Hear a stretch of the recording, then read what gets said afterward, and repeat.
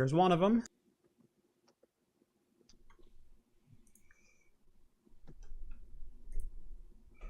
Just thinking about it. Hey, there's YouTube. There it is. Is Twitch going to join us? Maybe. Chat is disabled? Shouldn't be. Oh, this is the old one. That's why.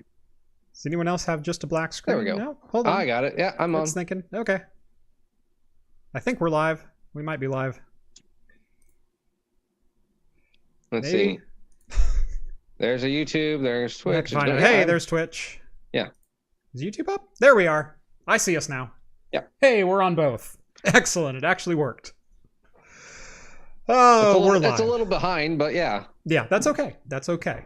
We're doing some different stuff tonight. So just in case YouTube has problems, we are simulcasting both to YouTube and to Twitch, and we welcome both streams here.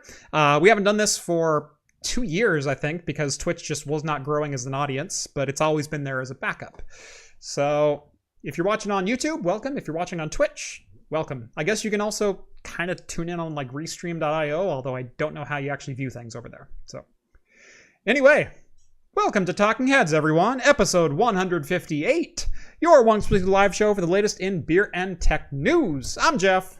I'm John. Welcome to the show. Thank you so much for joining us on this Wednesday night. If you've never seen the show before, we talk beer, we talk tech, we talk games, pop culture, entertainment, usually some Star Trek if you ask nicely. We do drink alcohol on the show. However, we do keep this show family friendly in both language and content. If you're drinking along with us, alcoholic or not, please let us know in the chat and we will give some early show shout outs as we go along. If you like to support the channel in whatever way you'd like to support us, you can join us on either Patreon or Floatplane. And as a perk, you'll get exclusive access to the Discord server where you can chat with myself, John, Rhett, Steve, all the hosts from Talking Heads all week long, and take part in the super secret after show that happens every week on Wednesday in the Discord. All super chats are read on the air so long as they meet the family-friendly criteria. Welcome. Yeah. I'm getting better at that. Only took me. I know. I was quite impressed as you're doing. I was like, wow, he's even getting like the breath down too. Right. So my on-camera style is I say the same phrase 20 times until it sounds right and has the right pacing to it. That's how I shoot my videos. That's why it sounds scripted. Is I will work on the same, two or three lines at a time, until it's exactly the way that I want it to say and exactly the wording that I want. So everyone accuses me of like scripting every video. I used to script every video until I found I was spending more time writing the script than I would if I actually just filmed it. And when I filmed it, it felt more natural. Yeah, so, you have a flow and it's easier to be, oh, okay, I can make that line better. I can edit it again. And you just repeat the line again. Exactly. Yeah. Eventually, I'll get there with Talking Heads. That one I don't get to practice nearly as much, though. Oh, all right. How are you doing, John?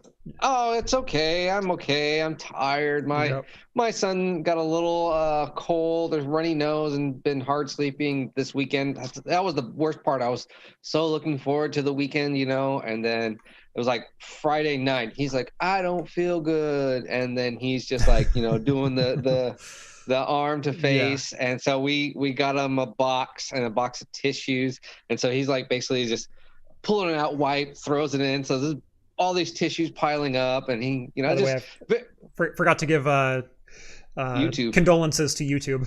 Yes. For their outage today. So yeah, it's just didn't get a whole lot of sleep. So just kind of really tired. Yeah. So yeah. And it's been cold and, everyone else shoots inside their house. I don't. I shoot in my garage, so it's cold. It's been a little chilly, right? Yeah, I think there's been like a couple times I had to even like have a heater on in here for me. Yeah, I was working on something on one of my servers today. So my main server, my Dell R7610 that runs Proxmox and all of my internal services that I actually use every day in my house. I had a stick of RAM go bad in that, and so I had a couple of unexpected shutdowns on it. and I was trying to diagnose it but couldn't. And then a couple days ago I restarted it, and it said the Dell Memory Assist thing came up, the RMT came up, and said, you have a failing stick of RAM. Is that why you've been rebooting so often lately? Maybe. So I got some new RAM ordered, got another 16 gig DDR3 stick that matched all the rest of them, because there's 16 sticks in that PC. So yeah, have to make sure it's matching so I get all my channels memory active. And yeah. But yeah, I was out there at 9 o'clock this morning. It's all of like 31 degrees in the garage. Oh yeah, I know. Yeah, you just go out there like, oh, this wakes you up like that. Yeah. So yeah, and then yeah, so by the way, I love server rails because you can just slide that server out, open it up, didn't have to disconnect anything. Oh, it was nice. And yes, Rambo's in here. He's walking around in the back. Yeah. Are you gonna come up here? You wanna come up here? Come on.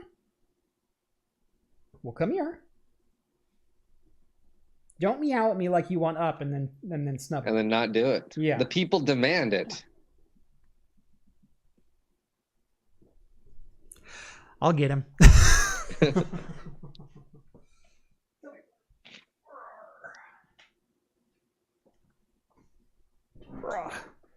There's the Rammy cat. Yes, he is really that big. Yeah. And that's not even full size. The camera adds 10 pounds, which makes him about 22 at this point in time. You're not going to chill? No? Okay. Yeah. He doesn't want to chill tonight. Maybe he will later. All right. All right. Let's see if anyone's got anything to drink in the chat. Let's see. Oh, well, Jeff, you want to go through our drinks and we'll go Sure. through the chat too? All right. Let's do it. So I got, someone actually recommended this to me. I think it was either on your channel or mine. They asked me to do a review on it. So usually I buy it twice. And so I thought I'd drink it here first. Maybe he'll see it, get a quick review. But it's Shiner's Bock. So they wanted me to try this Bock beer thinking it was a decent, cheap beer.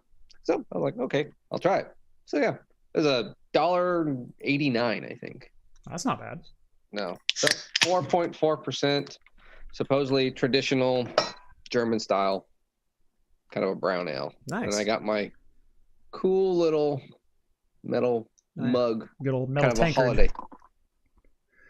Nice.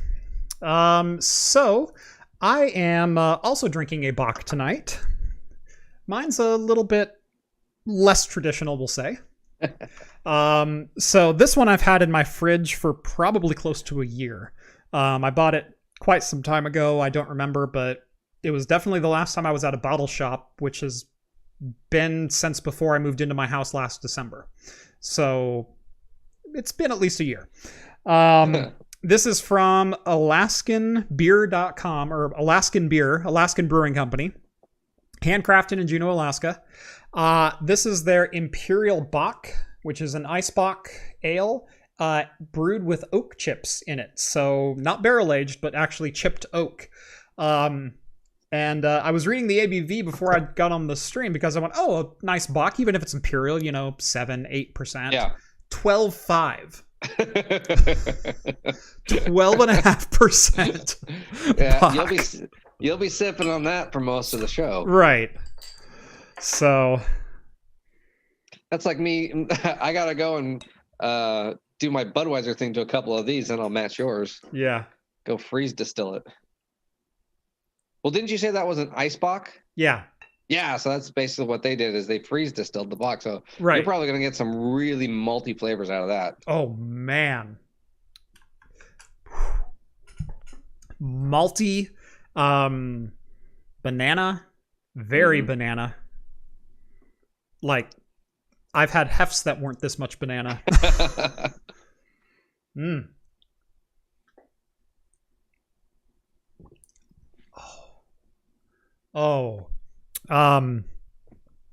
Different style beer, but Belgian Underground Secret Army. Oh, really? But like a 12% version of that. Oh. Yeah. That's pretty good. So, that was a Belgian strong. This is yeah, I think that was like 9% too. Yeah, so. it was might have been even 8. It wasn't a real heavy hitter, but no one knows what beer we're talking about at this point. But yes, but it's one of our personal local favorites. Yes, no, this is a fantastic bit of malt flavor to it. It doesn't drink like 12.5 either. I'm kind of worried for my night at this point. Well, as long as you don't drink it fast. What was it called again? It was Alaskan Brewery? Alaskan Brewing, Imperial Bock. Icebox style ale brewed with oak chips. That is wonderful. Oh, man. Just curious. Bock. Imperial Pilot Series. Oh, yeah. Yeah. 12.5. Oh, yeah. I have let's see. Couple friends had it. Yeah, my Jason, our friend. Of course, Jason's had it. Yeah, of course he has it. Yeah, he gave it a 2.5. He said, well done, nice and balanced. Mm-hmm. So yeah, sounds delicious. Yep. Let's see. Sakura is drinking coffee. We've got a... Steve, you know I'm not going to repeat that on the air, but thank you for chiming in. Someone's a Star Trek nerd. Have you not watched the show before? Oh yeah, apparently you've never seen this show or any of Jeff's background. Right. For the first year of my set, I had this Star Trek chess set in the background. Let's see. Got some Infinite Citra from Pipeworks Brewing. That's from John. I had some stuff from Pipeworks. Rev is cracking a Big Mood from Firestone Walker. Oh, wild ale. Yeah, they have some very, very expensive and interesting wild sour ales. Because he's a cat. Yeah. Oh, Kildai is having a McMinimans Ruby Red. Nice. I love a good ruby. I've had that one before. Yeah. El Polo. So Steve drinking a brown gravy old fashioned. You're just making stuff up. Gosh. That would be interesting. Cold Fire Minute After Midnight Imperial Stout with coffee. That's from Bundy. Oh yeah, Mailman is having a Good Life Sweet as Cold Fire. Yeah. Rhett's having a Boss Squad. Daniel's having Hot Cocoa. Nice. That would actually be really good right now for me. And $4.99 donation from Fallen AK. Thank you. With no comment after it. So thank you for the donation. I appreciate it. All right. Shall we get into some news since we're like 15 minutes into this whole thing already? Yeah, why not, right? You know, 2 different streams and whatever. Yeah. A little bit of craziness, but hey, we're live, so can't ask for too much more. We've had worse. We've had worse. Just watch the last video that's on Twitch to see how. So I haven't streamed on Twitch for a while, and so I clicked on my channel, and the last video that I streamed was a Talking Heads, but it was episode 45. Not 145, 45. And it was me ranting about my cable company for 7 minutes straight. I think I remember that. Weren't they like digging in your front yard or something? Yeah, they had just trenched a new cable for me, and then 2 weeks later they were already corroded because they didn't insulate them properly. They had stripped one of them wrong. All the wires in the main box were frayed. Yeah, I went on a whole rant because I was so done with them at that point. Only true fans remember the original title. All right, let's get into some news. So I saw this product and immediately started searching for it. I am dying for this to show up on Taobao or AliExpress or something because I have to have one.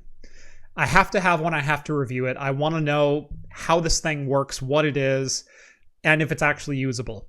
But this thing reminds me a lot of, what was that, the Razer Blade, the 10-inch PC with, it was Intel integrated graphics. It was Iris graphics, or maybe like a a 950M or something like that. But it had these controllers on the side of a 10-inch screen.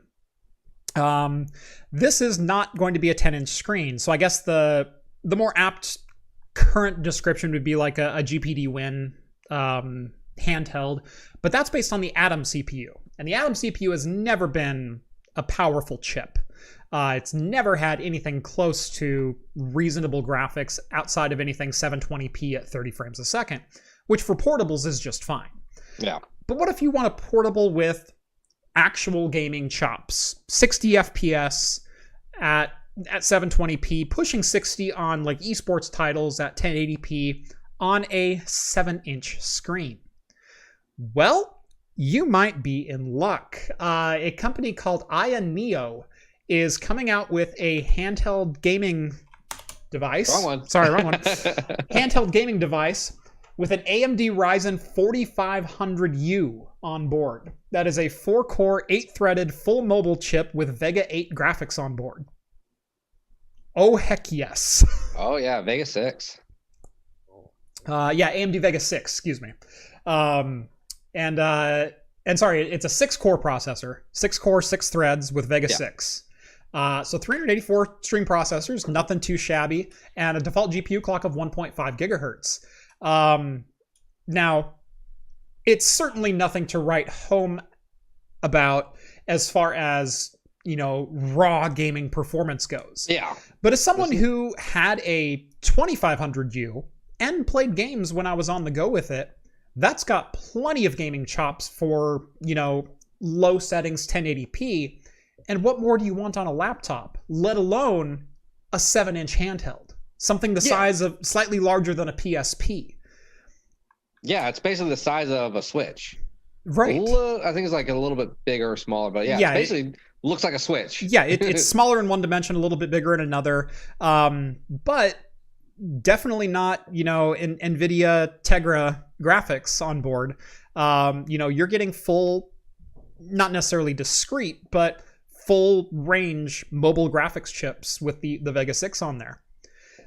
That's pretty exciting in what is a very tiny little device. Yes, yeah, it is. It is super really exciting. It's cool. It sounds fun. I don't really care for the Windows interface that it looks like it has. I almost wish it had its own kind of skin to go over it to navigate, so a little bit bigger to read. Although something like Steam Big Picture would be perfect. Something like that, because they're basically showing you Windows, 10 on there, and the icons on the bottom is like, those are really hard to see, and your cursor is going to be hard to see. Right. But did you see the price that they're asking for this? I didn't see the price yet.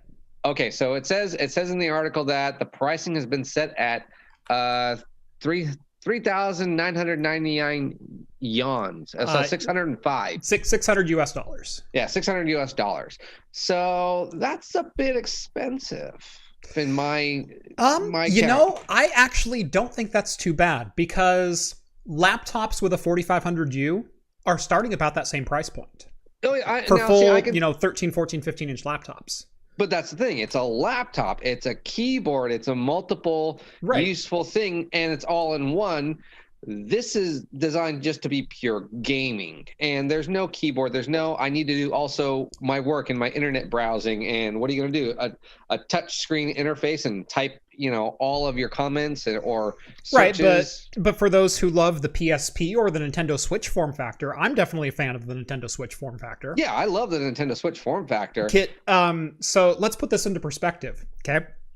One of my dream, I want this product has been a mobile PC that will play Dolphin emulator at full speed.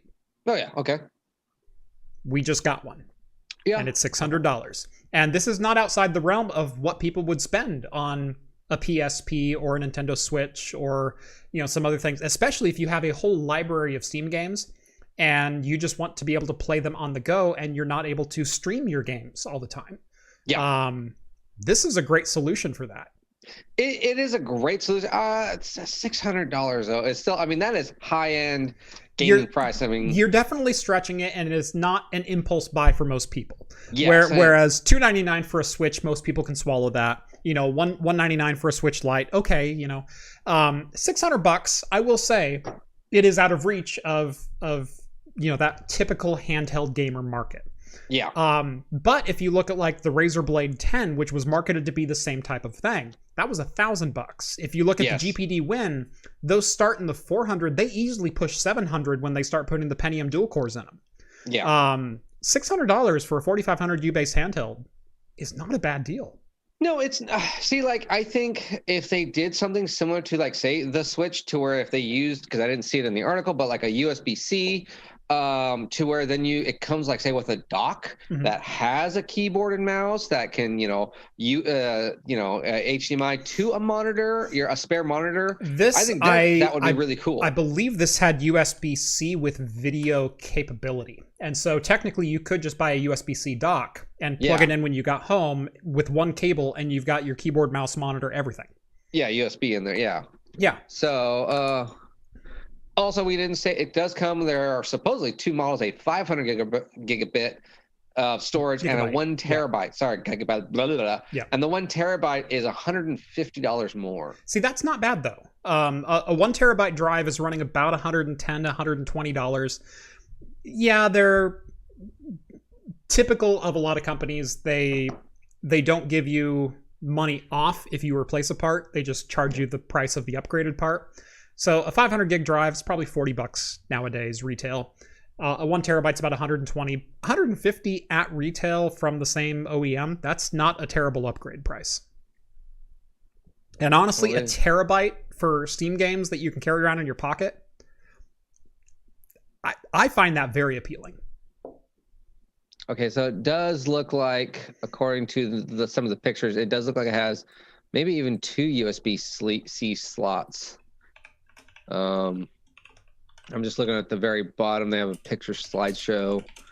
It does not look like the handles come out, and it is just slightly larger than the Switch, essentially. But basically the exact same form factor setup as a Switch. But yeah, right. I mean, it's cool. I do really wish, though, it probably had something like a skin, like a Steam skin over it. That would probably really benefit, because all the screenshots you can see, it's just Windows. Right. So your cursor's very tiny. Right. Unless it is touchscreen, but even then it's very tiny. If you have to type in your Steam account constantly, I'm betting it's a touchscreen, but it's probably very annoying. Right. Just wish, I like the concept. I really like the concept. If like someone bought it like you, or you got it to review, I'd be like, I want to check this out. I think this is really cool. 2 years from now, if I saw one on sale for like $300, yeah, maybe I would buy it then. Definitely. Right. I've thought a number of times about picking up a GPD Win just to have something that I can play like emulation on. That's not like a hacky way to do it on a Switch or something else. I like modifying consoles as much as the next guy, and modifying handhelds and things like that. But at the same time, there's always some level of jank to it. Yeah. Oh, yeah. Whereas if you have 80% only works. Yeah. Right. Whereas if you have a Windows backbone or a Linux backbone, something like RetroArch or Steam or just basic Windows, you can do whatever you want, and you have the full support of 30 years of console emulation behind it. Yeah. Versus a one-off single-man project that happened to write, cross-compile an emulator for this one other platform that doesn't work well. Yeah, kind of works. On this level, it gets a little shaky. It could crash during these levels. Yeah, Andrew, $5 donation. Thank you so much. The new Win GDP is going to be Tiger Lake. Yes, I did see that, and that is actually kind of exciting. If they are going to integrate Tiger Lake into that, because apparently Tiger Lake is going to have a little bit of pop to it that Intel hasn't been giving generational improvements for quite a while on. So. Craft Computing, did you buy anything from the AliExpress sale they had today? No, I've spent enough money on AliExpress in the last month. I'm fine, thank you. Yes, he spent $1. That's enough. That'll get you basically anything you want. No. I spent more? I spent like $800 on AliExpress in the last 2 months. Yeah. How much of that was like stupid like smartwatches? Not as much as you'd think. Couple of them were motherboard and CPUs that I wanted to check out, and they were less money than they were on eBay, and I wanted to go to kind of like global market, kind of stuff. Mm-hmm. So Jeff, do you want my Gen 1 GPD win? I'll send it to you. You pay shipping, no charge. Done. DM me on Twitter. My DMs are open. Yeah, hit me up. Just let me know how much. Done, my friend. That is awesome. By the way, $5 donation again. Thank you, Andrew. You rock. Because yeah, I've seen the GPDs for quite some time. I've never been able to get hands-on with one, and I've always been interested in picking one up and seeing what I can do with it. So yeah. Stop stealing games. Do you know how much of my money Nintendo has gathered over the years? Do you know how much money I have spent on Nintendo products? I think, gosh, it's in the tens of thousands of dollars added up. Yeah. Yeah. I had libraries like you wouldn't believe for Super Nintendo, N64, GameCube. I own every one of their handhelds with the exception of the Virtual Boy, with massive libraries for all of them. I've got a Switch. I've got 15 or 20 games for the Switch. God, that's $2,000 right there. Yeah. Well, and then you ended up buying a lot of the cases for all the stuff too. Mm-hmm. I feel no guilt at all about emulating GameCube games today. Nintendo made their money off me. Let's be clear. Yeah. You just won't make a video on how to do it. Nope. Someone else can do that. Yeah. It's readily available. Tons of other places. Not on this channel. Right. Andrew also pointed out, if you guys like handhelds and portables and emulation stuff, check out ETA Prime and what was the other one? Taki Undone. Yeah. Taki Udin. I do subscribe to ETA Prime. Love his content. I do a lot of stuff with Raspberry Pis around here, so it's always fun to see his reviews on different cases and accessories and OS builds and things like that on there. So yeah. If I own the physical media of my games, no matter the platform. Okay, if we want to get into emulation law really quick, owning the physical media does not entitle you to download the media. Owning the physical media means you on your own can make your own unique backup copy of the physical media you own. If you downloaded it, it's still not technically legal. Yeah. And you're not allowed to play that backup copy unless you lose the original. And then you have to be able to prove that you owned the original and made a backup copy, and that's the copy that you're playing. That's the black and white. So, make of it what you want. Make your own decisions. You're all... Not all of you, but most of you are adults. And... whatever. Whatever. Yep. Yeah. So, but yeah, if you're looking for a game, don't pirate it. At least go spend the money. If you're wanting a new game, go buy it. They put in effort. Yes. Support the work that those people do, especially a lot of the small developers. Yes.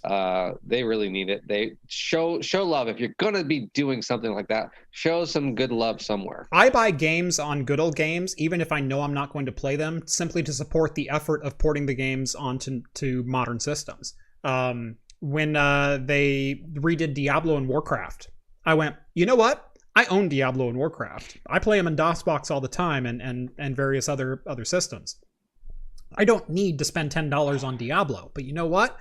I'm going to spend $10 on Diablo because maybe eventually they'll make Diablo 2 and I don't have a running disk of that. Maybe eventually they'll do Warcraft 3 and I don't have a way to run that. I'll buy those games and I want to show the support to the ones that are being done today. Yeah. And so I've done that numerous times for a lot of different things. Although I did buy the 13 remake, and I've got to say I am so horribly disappointed with it. It's not good. It's not good. Luckily, I got it on sale. It was only $27 instead of $40, but holy crap, $40? It needs a lot of work. Yeah. I'm not going to get into that rant. I'll stop myself with that one. All right. This one caught my attention. Yeah. This story caught my attention. It's going to be way more money than I can afford, but I'm going to ask Intel if I can review some. Intel today. Oops. Helps if I open it on your screen too. No, it was the right screen, but I changed the tab on my screen instead of the big screen. So Intel today has launched Xe, their Xe graphics processor. However, it's not in the form factor that most people have been waiting for. However, it is exactly the form factor that I was waiting for. It is a quad GPU made for cloud computing. Made for cloud rendering and VDI and remote delivery of games and virtual desktop environments. Like exactly the crap that I've been trying to do for the last year and a couple of months. Intel just released a card, and I believe it has SRIOV support baked into it. Where's the picture of the... There it is. Yeah. A little down. Yep. There we go. That is a beautiful, beautiful card, if I do say so myself. Part of my brain kind of wants to find out how much it is. Oh. Yeah, that would be... I mean, basically just show me your whole video series. Be like, look what I've been doing. I need this. Right. They would probably make me switch off the Epic platform, which I'd be totally fine with if they also provided the platform to do the test on. But the this isn't a really strong benchmark, but hear me out. A single XG310 card is able to run 60 simultaneous streams of Arena of Valor at 720p 30 FPS. Now, Arena of Valor is a mobile RPG multi-online player game. But it's still able to do it. It's in the graphics a la Torchlight, for example. A lot of people know that game. That's actually still really impressive. And let's cut that down to 8 streams of 720p Crysis or Call of Duty, or, you know, the list goes on of modern titles that you could probably run at 1080 low settings or 720 60 with a pretty good return on what it is. And we all know that, like the GTX 1080, it's got support for playing 4 games of Red Dead Redemption 2 if you cut it down to 720p, and you're able to divvy out all of the memory and all of the specs, but the cards aren't designed to do that. This card is designed to do just that. And that makes me really excited. Yeah, 720, 30 frames per second. Yeah. This would be interesting. Because, yeah, you were testing yours out this weekend. Yes. And it successfully, I might add. Yes, I was going to say successfully. I didn't get to jump in there during that time, but I didn't hear any complaints. So. Yep. No. So for those who don't follow me on Twitter, number one, go follow me on Twitter at Craft Computing. I sent out a little teaser that this last weekend, me and my mod team got onto my cloud streaming rig and played a 5-player round of Crysis hosted on that rig and rendered on that rig from 5 different locations. So it was technically a LAN party with proper social distancing. But it ran. And it ran at 60 FPS. And there was some compression artifacting here and there was a little bit of latency, especially for my buddy out in Norway, who was also playing in the game. But he got a kill. Yeah. Like it wasn't the worst experience ever. But we had people from Norway and, Eastern Canada, Midwest. Steve was also on it. I was going to say two local and some really far away. 2 local and 3 very remote. And it was totally playable.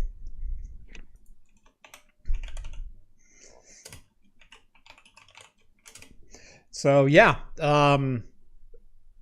it was a lot of fun. So this Saturday, I'm going to be hosting another LAN party, and I'm going to open it up to the Discord. So if you are a member of the Float Plane or the Patreon and you want to get on the LAN party, I'm probably going to be doing it for like 4 or 6 hours. I haven't quite decided what time frame yet, but sometime in the middle of the day, so a lot of people can take advantage of it.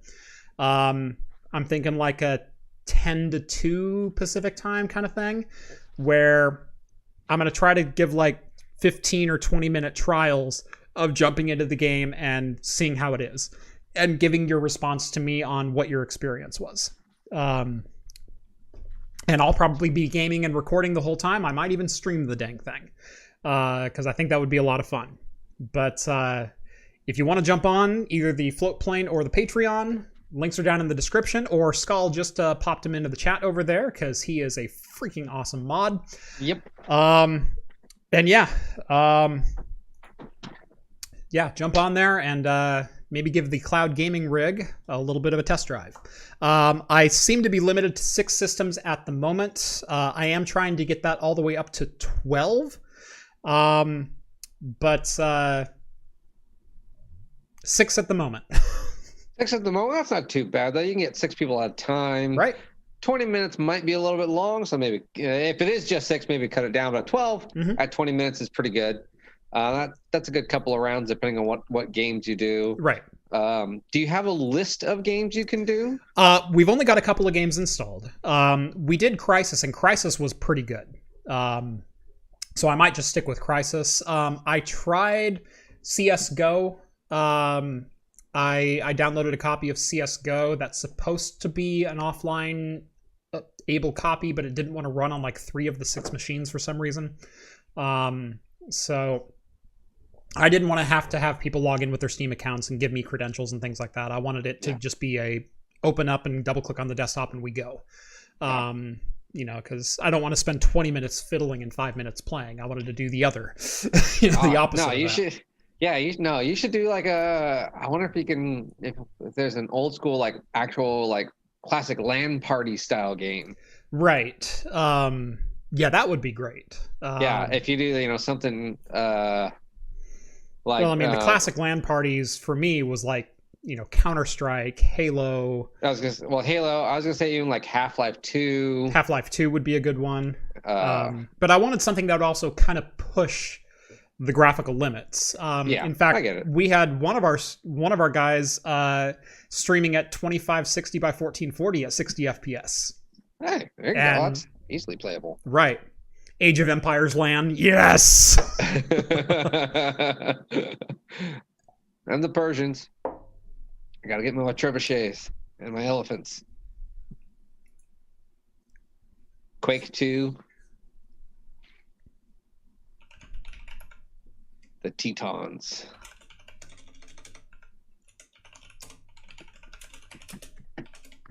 You can do some classic StarCraft. I'm sure Jeff will probably kill everyone, as he claims to be the master of StarCraft. Sorry, I just had to do my disc part script in the chat. UT 2004, that could be a fun one. Quake 3. But again, those are like, I could render 30 of those on the graphics cards, but I can't split the graphics cards that many times because of how I'm doing the GPUs right now. Yeah. I would eventually like to get to that point. I'd love to host like a 24-player Quake 3 LAN. I think that would be incredible. That would be so much fun. I have enough cores and threads. We could do 24 players, or maybe 16 at the least. Because that would be a lot of fun. That's a Patreon perk right there. Right. To be able to have something like a once a week Patreon gaming arena area for some classic games or something like that. Right. That'd be great. That'd be really fun. And then, other day of the week, you do a bit more of a modern one with, maybe a little bit less people, but still be really fun. Oh, all right. How's your beer doing, John? It's all right. It's probably a lot lower than yours. Yes. Yeah, no, I'm like down to here. Mm-hmm. But again, mine's 4.5%. Mine's not. Yes, and you're about to fill right back up. Yep. It's as if I haven't had any at all. Although I will say, mine is still very nice and cold in here. Yeah.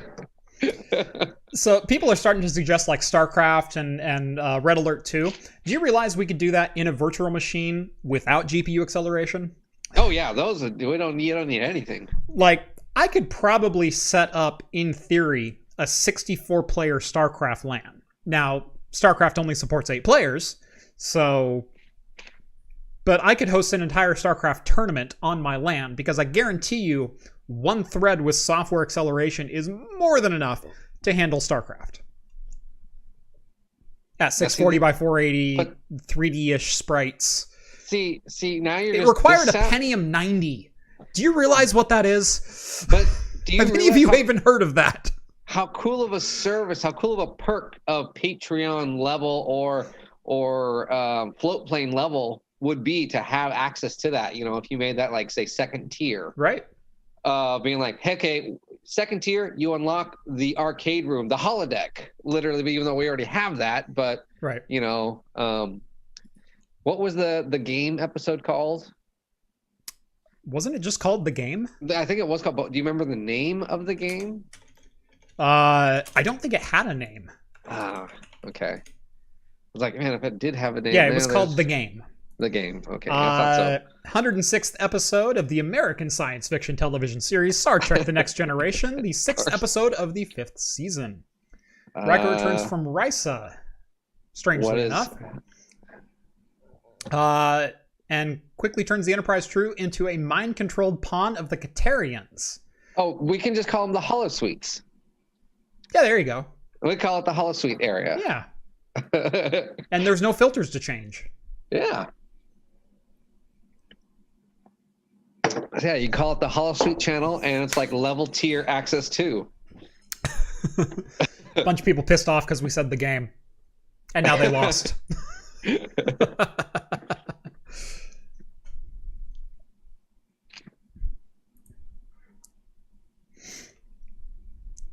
Second time this week that an episode made me lose the game. Yeah, I think Linus was the first offender, wasn't he? Is YouTube back up? You're chatting in YouTube, I'm assuming so.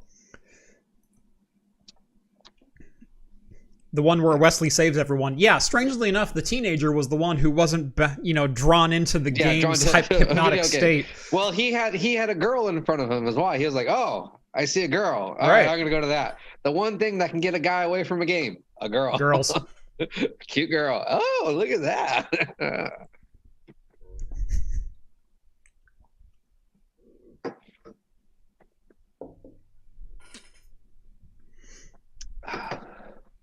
All right, let's get into the bomb of the week, shall we? And that is the release of Apple's own silicon into something other than an iPad or iPhone. Their own stuff. That's right. Apple has officially made their own CPU for both desktops and laptops now, with some fairly bold claims. So we'll start with just the quick rundown. So on Tuesday, yesterday at 10 a.m. Pacific, Apple unveiled the Apple Silicon M1. It is a 5-nanometer chip with 16 billion transistors on board, as well as pretty much everything Apple has been packing into a lot of their desktops as far as custom chips over the last couple of years. T2, machine learning, neural engine, Thunderbolt 4, graphics from their mobile chips, and a brand new 8-core CPU. Now, this is not a traditional 8-core CPU. This is an ARM-based processor with 4 high-power cores and 4 efficient cores, or low-power cores. So it's using the ARM big little kind of architecture, but Apple is really making this their own. That they have designed this chip from the ground up, using ARM licensure. So it is based on ARM. It will run everything that ARM processors will, but they can add their own custom silicon to it and actually take silicon away if they don't feel it will benefit their system. So this is using essentially 100% custom Apple design. The first device they introduced was the MacBook Air. It is a 13-inch MacBook that is supposedly 98% faster than PC laptops sold in the previous year in the same class. We don't know what that means. That's very ambiguous. That's Apple saying, "Oh, it's really good. Trust it." We'll see. They didn't say what tasks it's faster than. They didn't say how they tested it. They didn't say anything like that. Although I have it on good authority, it actually might not be that abstract of a claim. That performance per watt, they're kind of the new leaders. We'll get into that very shortly. But they're claiming up to 16 hours of battery life out of this thing for web browsing. They're claiming... Oh, okay. Yeah. Well, for web browsing, media consumption, etc. They didn't really list the specs for running the high-end cores, or video encode or games or anything like that. But I got to tell you, that's better than the 12-inch MacBook that I have now, which boasts a 10-hour battery life. And that's with like 50% brightness and nothing else running. Yeah. So, good day, I usually get about 6 hours, but I've been looking for something that can cross, the 10-hour barrier. The full work day plus a little extra. Right. Full work day plus a couple hours at home, checking email or whatever. This may just do it. And starting price of $999. And actually for the specs that you get is not all that unreasonable. No, honestly, if the statements are true, if it is that faster and does last that long, you can do a lot of things. That's $1,000. That is ballpark. That's right where you're expecting. This is the only laptop that gets that much battery life that isn't like this thick. It's completely fanless. It's got a 7-core GPU built in. If you get the base model, it also comes with an 8-core GPU if you get the step up, the 1250 model. But the base model comes with 0.5 terabyte of storage and 8 gigs of RAM.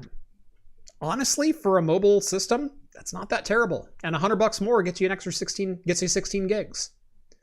Now, all of these systems do top out at 16 gigabytes, and that is likely a limitation of the ARM memory controller that they're using.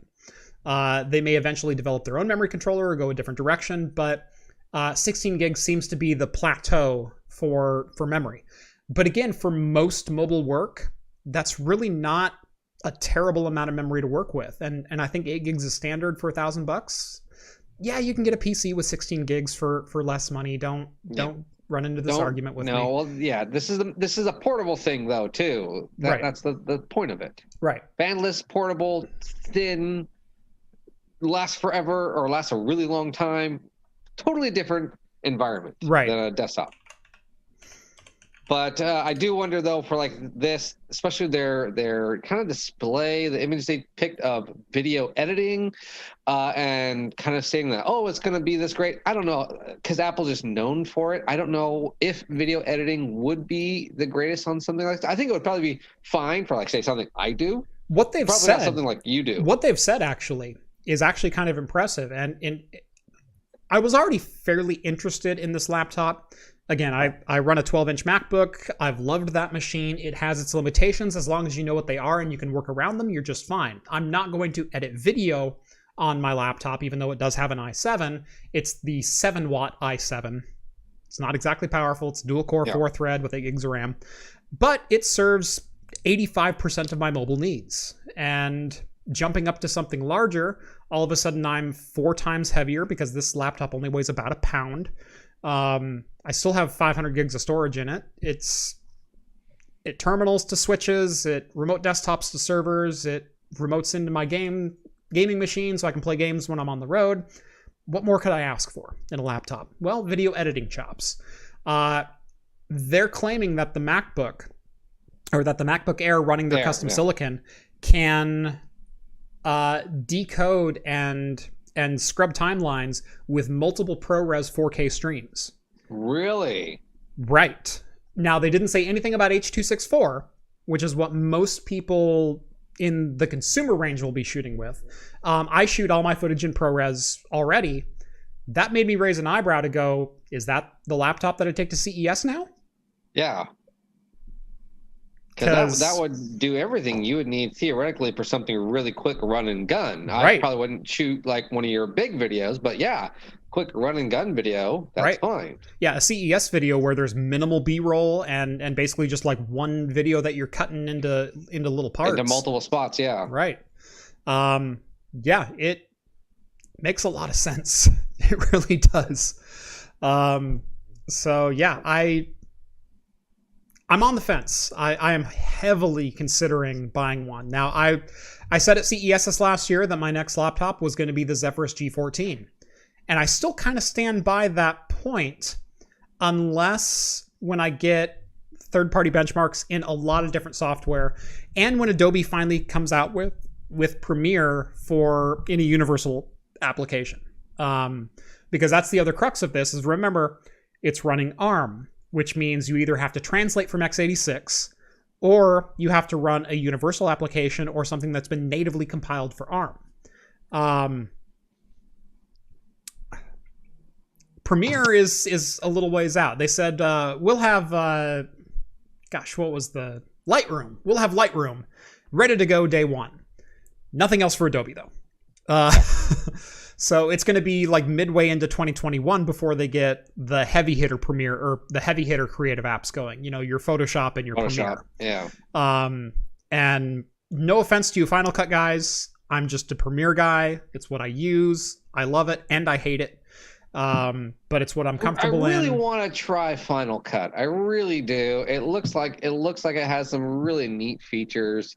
But it's so hard. I'm so used to Premiere, and I know Premiere can do so many cool things, but it's complicated too. Who was it that Andy Epos Vox loves oh God, what is it? Not Premiere, the other one we were just talking about. Oh, Davinci Resolve. Davinci. He loves Davinci. That was another one I wanted to try too.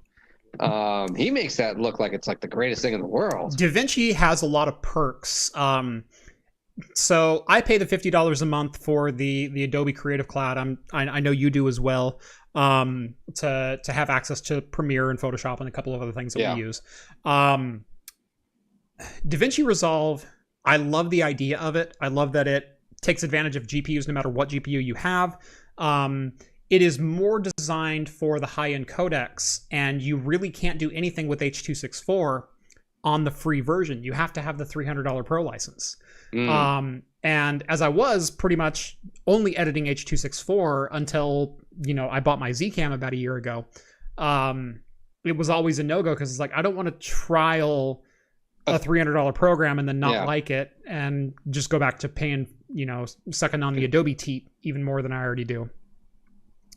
But at the same time, I hate giving Adobe $50 what is not an inconsiderable amount of money every year. Yeah, I know. Yeah, I know. It just, because the DaVinci looked like it had a lot more quick, easy features, and where Adobe, you can go download some free stuff, but it just becomes a little complicated, and you almost need like a degree in Adobe to or Premiere, and then what's the not Illustrator? What's the After Effects? After Effects, yeah. To really get the best of both worlds, right? And it's like it's just so much. You got a $5 chat. Nope. By didn't see it. Yeah, Linux installed. After picking up a G14, I couldn't get behind the cheaper material, but feel sadly it seems to have a great performance though. So that's Linux installed $5. Thank you very much. I did check out the G14, and it was, for the money, it was about what I was expecting for the performance that you got out of it. Because what they did with the G14 was they crammed a 4800 or a 4900H into a very slim 14-inch chassis that ran fairly quiet, even under pretty good loads. They had a pretty good thermal solution on it with an RTX 2060 mated to it. And they also offered the option of a 1440p screen at 14 inch. And man, that ticked like all of the boxes that I was looking for in a mobile video editing rig, because I don't like carrying desktop replacements with me. I want as thin and as light as possible when I'm mobile, because I've also got to haul a camera. I've also got to haul, tripod and gear and everything else. The difference between a 4.5 pound laptop and a 2 pound laptop, when you're talking a 20-pound bag, it actually makes a difference. Especially when you start talking, I've also got to load a 300 watt power brick along with me versus the 90 watt brick that comes with the G14. Yeah. There's a lot of pros to that kind of design. And while it wasn't built like a MacBook Pro or, a Lenovo ThinkPad or anything like that, I thought it was still adequate when I was checking it out. Such a shame CES is virtual this year. I live in Vegas and go every year. Yeah, FU 2020. I fully agree. We were actually chatting about that on Twitter this year, that a lot of us in the tech media, as much as people complain about CES, holy crap, we freaking love CES. At least I do. And I know a couple other people do too. There's some larger channels out there that always complain about having to go, I have to go to CES because I have to cover this thing. It's always a pain in the ass. Blah, blah, blah. But for me, I get to spend 7 days in Vegas. Like, who wouldn't want to do that? Yeah, I work 12 hours during the day, but there's still 12 hours at night. Vegas, baby. Right. Was it Hops and Brew's turn for CES? It was Hops and Brew's turn for CES. We were finally going to make that happen, but yeah. Sorry, John, you're back at the back of the rotation. I know. Just like we do for Talking Heads. If you miss a week, you don't get to make up the next week. You got to wait in line for the next. Whoop-de-doo, I get to go virtually this year. Yeah. FU 2020, my new motto. It's been my motto all year. Since about March. Mm-hmm. No, I said we all need to have those. They should still have the booths, but they all need to give access to those robots, the scooters with the iPads on them. Yes. That's what they need to do, and just have those roaming around all of CES. Systrum, $5. Thank you. I'm still happy with my Acer Nitro A2 AMD. I know it's all AMD, excuse me. I know it's an older 2018 best $500 ever. Runs Pop! OS with Resolve and KDE Live. That's awesome. No, the Acer Nitro, I believe, was another 2500U, 2700U type SKU where it had Vega graphics on board and an early Ryzen processor. Because that's exactly when I bought my Dell Inspiron 13. I rocked that for the last 2 years, and because I wanted a PC with some form of high graphics processor to be able to take to CES, and so that's what I rocked for 2 years. I still had the MacBook, and that's what I carried with me every day. The Dell just kind of sat on the shelf most of the time, or we used it in Talking Heads until I got wise and just gave the host a second monitor. Yeah, that was. You guys are terrible at multitasking.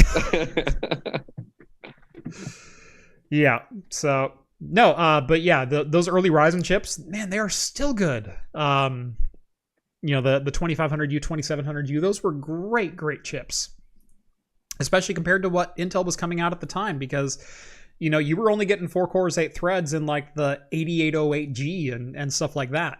They weren't giving up their best stuff until, again, Ryzen made them competitive. Or made them need to be competitive. Made them, yeah. Are small 3080s a thing? I believe Zotac may have a 3080 mini, but just like all 3080s, good luck finding one. Yeah, you might want to wait till those AMD one comes out. See what happens with those. Mm-hmm. And those are going to be next week, isn't it? 19. Yes, next week. Yeah, next week. So that'll be no, fun it's episode. I thought it was the 17th. Trying to remember when that one lifts. I don't remember. I don't think it's until like I think it's 2 weeks. I think it's Thanksgiving week that reviews go live. I could be mistaken, but I think it's Thanksgiving week. So I think we still got 2 weeks before we see benchmarks. 10 days, 12 days, something like that. Better chance of winning the lottery than getting a 3000 series card. I think the odds are slightly in favor of getting a 3000 series card, but you're in the same ballpark. How's that? Just like a 5000 series Ryzen chip, and probably just like the 6000 series GPUs. This has not been a good year for launches. I've been trying to figure out why companies are struggling to launch this year. I'm sure a lot of it has to do with a lot of shipping restrictions, a lot of, health needs of everyone, and that's fine. But the problem is they're still hyping up these products for launch day demand. And I've never seen one of these products in stock. 5000 series chip, 3000 series GPU. I've not seen one once. And I've been looking because, I'm in that middle ground of YouTubers where I'm starting to be recognizable, but I'm also not big enough to get every launch sample yet. Yeah. So the 18th, actually. Next 18th. Week, exactly. Okay. So the 600 series, or 6000 series, 680, I should say. Okay. 680 series comes out, goes on sale the 18th. I would assume embargo is 17th? 18th, something like that? The day before, day of? Bird, I hear AMD has driver issues way too much. Then you only listen to one side. Because everyone has driver issues, especially at launch. Nvidia's no different. Intel's no different when they launch a new platform. Although they haven't launched a new platform since 2014. So Did you not see the 30 series? They had tons of driver issues at launch. Yeah. Remember the whole capacitor gate? Those were drivers. Their drivers sucked for 2 weeks. Yeah. Everyone has bad drivers from now and again. Everyone has good drivers from now and again. Ryzen had performance issues out of the gate because software and scheduling didn't know how to deal with 8 cores and 16 threads on most consumer applications. Remember that? Well, it's really fast if you run Cinebench, but for gaming, it's going to suck. Well, then maybe try to use more than 2 cores, 4 threads, GTA. All right, I'm going to go grab my second beer since you're already still have one. Awesome. I'm still good. Yeah. A lot of demand too. Yeah. A lot of demand for these products. And part of the problem is we're hitting like this perfect storm of unavailability, I think, is because there hasn't been a good reason to upgrade a GPU since Pascal launched. Nvidia's given us no reason since the 10 series. The 20 series and by extension the 16 series, all of Turing was kind of, I don't want to say a farce outright, but you got the exact same performance with RTX tacked on that wasn't ready for prime time for the same price of performance you were already paying for Turing. Or you were already paying for Pascal. So the 20 series, if you already had Pascal, unless you were chasing the 2080 Ti over a 1080 Ti, which is still stupid, you weren't getting a performance bump. You couldn't buy a 1080 for $500 and then buy a 2070 for $500 and expect any more performance. It was the exact same. So Ati Radeon drivers were especially bad. What year is it? ATI was bought by AMD, I think in 2007. Like, have they? I don't know. People get off this driver hate train. Good Lord. It doesn't exist. And when it does exist, it's other issues entirely. Or when it doesn't exist, it's other issues entirely. Right. Because capacitors were such a big problem with the MLCCs and pos caps and everything else that people were going off about the back of the GPUs. We got to check the back of the GPUs now. Or could it just be a driver? Love my Titan XP. Yes, I love the Titan XP. That is a fantastic card. Is your beer hitting you yet? Sounds like a sneaky one. I'm definitely feeling it. How's that? Jeff, another SFF build on the channel anytime soon? Yes, actually. I have a budget small form factor build in the works. Right, I put those words together. But if you had a 970, 1070 or 1080 made a lot of sense for you. If you had a 1070, there was no reason to go with a Turing card. There was no reason at all. And suddenly, 5 or 6 years after Turing launches, we finally have some cards that are worth upgrading to. Problems, John? What are you thinking? This is just an interesting beer. So it's McMiniman's beer. It's called Tropic Heat. Interesting. It is a guava habanero coconut sour. Yeah. Those are 4 words. You're right. Did you mean to say them all in one sentence? That's the way they typed it. So, I love the description though. The tropics, brewed in the tropics of Troutdale. So yeah, it's interesting. Yeah, it's sour and guava, and then there's this heat, no coconut, and then the heat lingers. Yeah, it's not like a bad heat. It's very mild, but it still lingers like like a pepper. That's usually how those habanero beers hit you though. Is either it's right up front and it burns your tongue and you're like, no, I'm out. Yeah. Or you take a drink and you're like, oh, that's a really good coconut sour. Or I kind of taste the guava. What is that? Yeah, that's what this is like. There's something at the back. Like you're halfway through your review explaining what the beer tastes like, and you're like, wait, my mouth is hot all of a sudden. Yeah, no, it's like, that's the thing. It's like it's not even my mouth. It's like throat. Here, right there. It's like, why is this tingling right now? Right. Okay. So yeah, it's interesting. So, yeah. So yeah. Anyway, that's all to say. There hasn't been a compelling reason to upgrade your graphics card for probably about 4 years.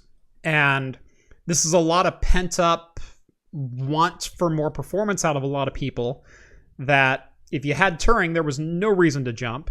If you had Maxwell, maybe,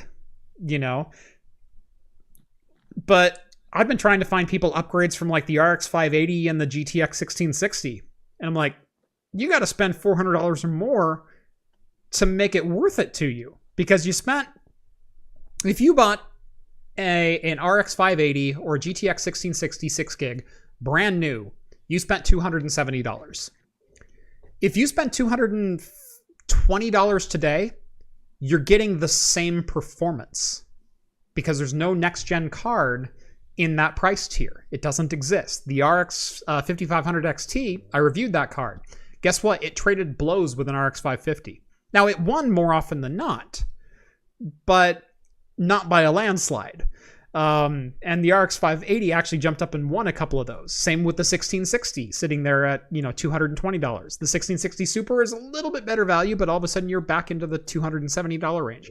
If you want a true upgrade, you're looking $320 to $350. You're going, entry-level RX 5700, 5600 XT. You're looking, RTX 2060 Super. It's not the same tier anymore. And that's frustrating. Now, hopefully, some next-gen graphics cards, a 3050 Ti maybe that will finally bring a compelling upgrade to the budget class. But that whole pent-up upgrade need to build new systems, that's been brewing for 4 years, and that's a big reason why AMD 5000 series is instantly out of stock anywhere it gets, because Intel hasn't brought us a new compelling chip for the last 5 years. It's a reason why 3000 series is out of stock, because Nvidia hasn't brought us a new compelling chip for 4 years. It's a big reason why I predict the 6000 series GPUs are going to be out of stock, is because AMD hasn't brought us a brand new compelling chip for quite a long time. The 5700 was great. 5700 XT was a pretty darn good card at the $399 price point, but it still didn't blow us out of the water. It was still GTX 1080 level performance. Am I using my new streaming PC build for the stream tonight, Craft Computing? I am. I am on my 10850K in the Meshify 2. So $5 from Novella Hub. Thank you. And half the beer in my fridge from Novella Hub. Thank you. I went from an R9 290X to a 5700 XT because I wanted to get into VR. And see, that's a pretty reasonable upgrade path. The 290X was at this point 3 generations old. And quite honestly, the 290X was about the same performance as the 390, was about the same performance as an RX 580. It just drew a little bit more power. And so where was your upgrade path there? Going to the 5700 XT makes a lot of sense because you're in the same price bracket getting double performance. Shots. We are not Bite My Bits. Thank you, John. No problem. No, we are not Bite My Bits. I don't get smashed every stream.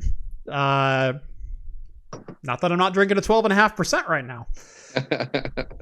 Although I don't know the last time he actually did that, because I think he just did it that one time and he regretted it. He regretted it really, really hard. Yeah. I know. And then everyone keeps like, I will pay you $50. He's like, not worth it. Yeah, nope. Let's see. MacBook Pro versus MacBook Air. That's right. We kind of got sidetracked from the Apple discussion. Yeah, I was gonna say you never finished because they got. How did we get from MacBook Air? I own a MacBook to I bought a Dell to drivers. It was drivers. It's all thanks to drivers. Yeah, good lord. Anyway, they also introduced a Mac Mini with, surprise, the same exact hardware inside and a lot of empty space inside that chassis, which probably could have been used for more powerful hardware, but they decided not to. So instead, you get an iPad with no screen. You forgot the Mac Pro. And the MacBook Pro. That's right. The MacBook Pro is, again, the same exact hardware. The 8-core big little design with the same 8 GPUs, or 8-core GPUs. And that one will start at, what was it, $12.99 or $12.50? $12.99. And then the upgrade is $14.99. Right. Yeah. That gets you 512 storage and 16 gigs of RAM. So again, pretty reasonable specs for the price point, assuming it lives up to the benchmarks. Will it live up to the benchmarks? Well, that is a fantastic question, isn't it? I had open earlier. I'm going to open it again. So Dr. Ian Cuttress of Anantech actually has some benchmarks of the new systems. And I'm going to throw that up on screen right now. John has not seen these. I have not. Right. I have no idea what you're doing. So these are actually some benchmarks from Apple versus relevant competition. Okay. Now, let me open the actual article here. There we go. There we go. How do I look back? Better. Okay. So this is on Spec 2006, which is an industry standard benchmark. It can be ran on pretty much any OS, any software, any hardware combination you want, as long as you have the drivers to run whatever hardware you have.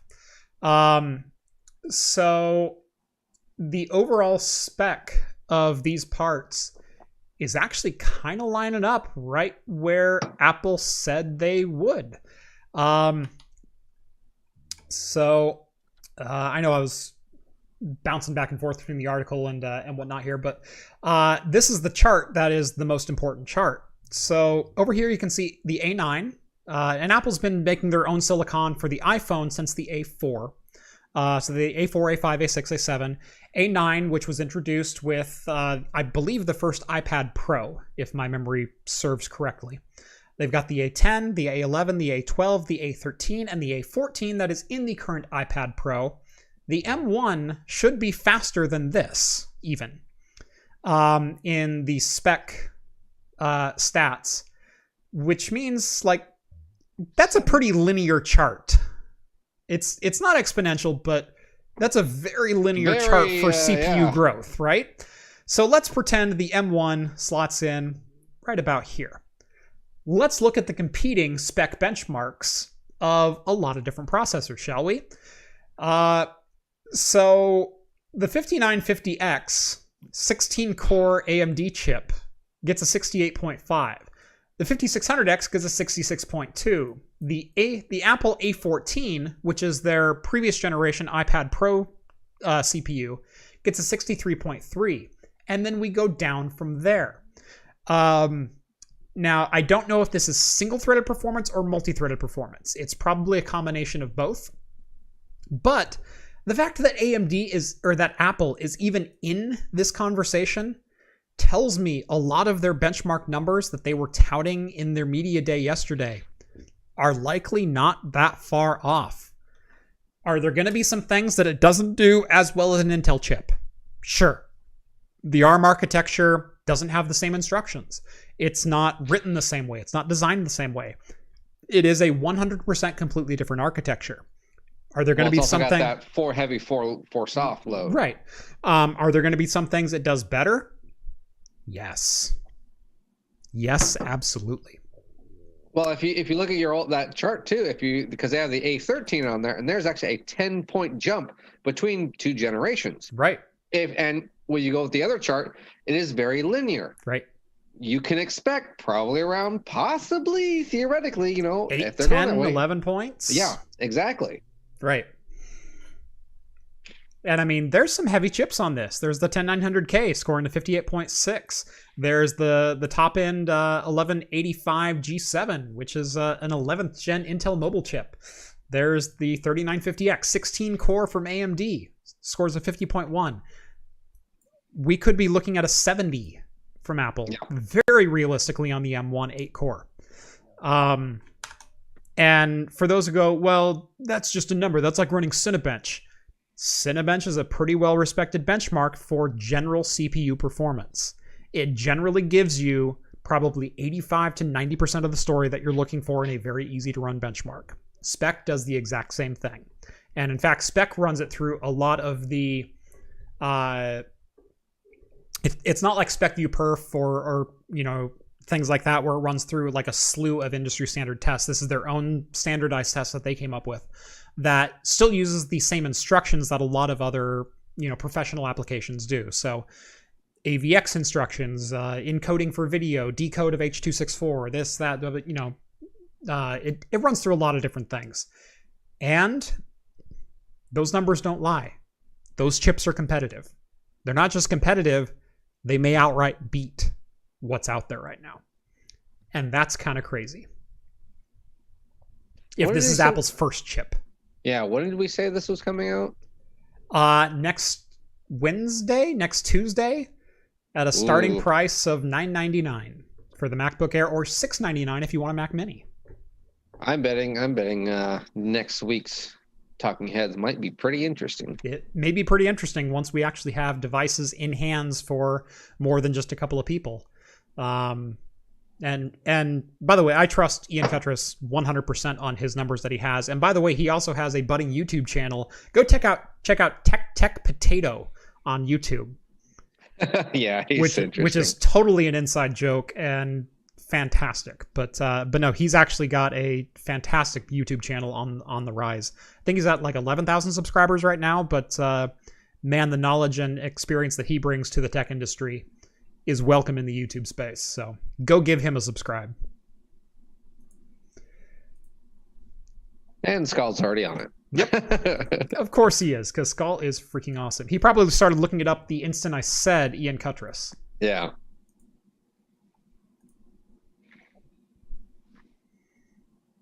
All right. We have a little bit of beer news and possibly something else. We want to get into that, or we want to do a little more ranting? No, we could jump into some beer news. Okay. What is your opinion on alcoholic-free beer, Jeff? I've gone both ways with it. I've hated the idea of trying to imitate the flavors that are present in a lot of alcoholic beverages because they can't be replicated. There are things you cannot do with a non-alcoholic beer that you can do once it's gone through the fermentation process. Yeah. That's just simple chemistry. There are flavors you cannot replicate. However, there are some non-alcoholic beers that I really enjoy. There's the Klauston, the German non-alcoholic IPAs, the hopped water essentially. Yeah, the hop. Yeah. Those are fantastic. I love those things. Yeah. Lagunitas came out with like a hot seltzer, and I was like, oh, this is fantastic. And now someone who came out with their own recent non-alcoholic beer, because they seem to be even skyrocketing just like the hard seltzers, trying to go for more of that healthy lifestyle is, well, Guinness. Guinness tried releasing a Guinness, and I use the word try, a Guinness non-alcoholic Guinness. I believe it's non-alcoholic. Well, you can't get it because it got recalled. It got recalled after 2 weeks. But luckily, this is actually a pretty small recall. It's only in the UK right now, because right now that's only where it was distributed. UK, Great Britain, and parts of Ireland, Northern Ireland. So, but the reason basically is somehow a contaminant, a precautionary microbiological contamination got in to the beer, which technically could make it unsafe and, have some sort of weird effect. Right. Kind of sounds like someone didn't wash their hands. Right. Or sneezed in the beer. Yeah. But yeah, this is, so if you were looking for a nitro, I didn't know if this was a nitro stout. It kind of looks nitro the way they're pouring it, and I've seen descriptions of it, but a nitro non-alcoholic Guinness sounded kind of appealing to me. It did. It did. If you can get a little bit of that coffee flavor in there, if you can get just that nice, smooth, creamy, nitro flavor. Right. That's okay. It's like a cold beer chocolate. Yeah, because Guinness already is only 4.5%, so it doesn't really have that big alcohol flavor to it. So that, the one thing you were saying is, yeah, you kind of want to, if you're going for a beer or an IPA and you get this, non-alcoholic, you're like, there's something missing here. Guinness is usually pretty light already, and the fact that they're using nitro can add that already creaminess flavor, which might be able to help disguise that off-putting flavor. Right. So I think if I recall, this is going to be eventually nationwide. So we'll hopefully be seeing it soon. I'd love to get my hands on one of these and try it out. But looks like for now, you might want to wait a couple months. Yeah, I don't know. I really actually wanted I wouldn't one buy of these from 7-Eleven right now. I really wanted to. I was like, should I go out and look for one today? Should I? Because this just got released today. Right. Yeah. Something else is, my love of pickles. It's fantastic. Although we also have a love for this particular show, and that is Rick and Morty. There is a actual now. Is this one official?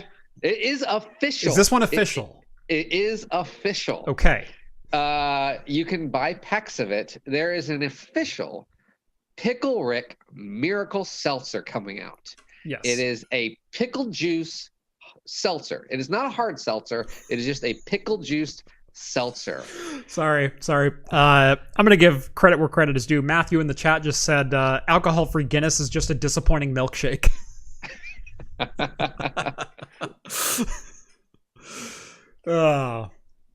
That's true. Pickle Rick Miracle Seltzer. Miracle, yeah. Pickle Rick? Pickle Rick. That's a season 5 episode. I'm Empirical Rick! So I believe this is going to be, it was made for the Adult Swim Festival. Yeah. And then it is going to be sold there for 12 packs at $24. So essentially $2 for seltzered pickle juice. Obviously a purely novelty thing. I'm sure you can go online and pick one up for probably $4 to $5 after the fact. Honestly, if I can get my hand on it, I probably will still drink it just to try it. And sorry, I missed a super chat a minute ago. Systrum, $5. Thank you again so much. All I can say is I come for the tech and stay for the beer advice. Go. That's the only reason John's on the show. It's the only reason I'm here. It's not for the tech. Last 5 minutes. That's all I'm here for. It's just so Jeff can finish his beer. That's right. He can fill the gaps in between me taking drinks is what it is. Yep, that's basically all I'm here for. I don't have that photographic memory. Jeff can like look at numbers and like 10 years from now still spit out the numbers and what was behind them too. Sorry. It's like, what the heck are you talking about? I still say there was nothing funnier than watching Rhett in a hotel room try to spit out numbers from the RTX 2080 launch after watching the press conference.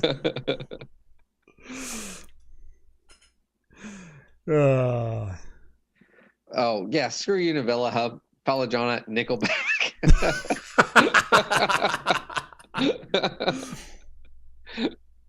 That's pretty funny. You know, that is one I have not heard before, so that was pretty good. That's one I haven't heard before either. That's pretty good. That's a good one. Chad Kroger, everyone.